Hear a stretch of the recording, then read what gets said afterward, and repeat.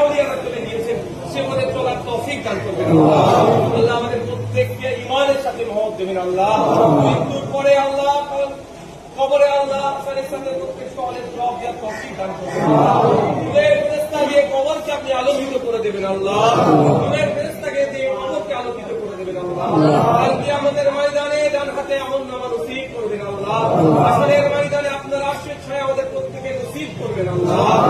আল্লাহ তাআলা যে নামান ধরে যে রাস্তা দিয়ে নবী পাক সাল্লাল্লাহু আলাইহি ওয়াসাল্লাম দয়ার জান্নাতে যাবে, পুরপুরা কিয়ামতের শ্রী পাঁচটি দয়ার জান্নাতে যাবে, সেই পথে পথিক আমাদেরকে বানিয়ে দেবেন আল্লাহ।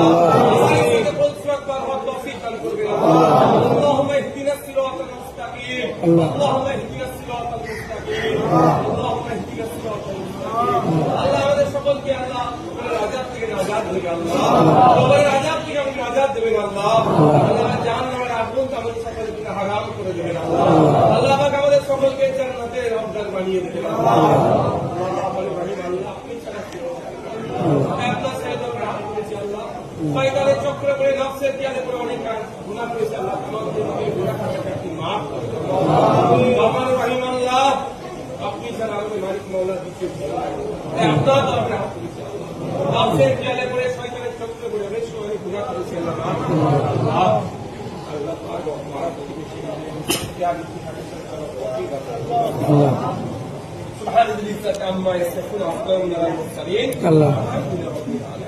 আল্লাহ পাক এই ইফতার নিয়ে পবিত্র রমজান মাসে রোজা অবস্থায়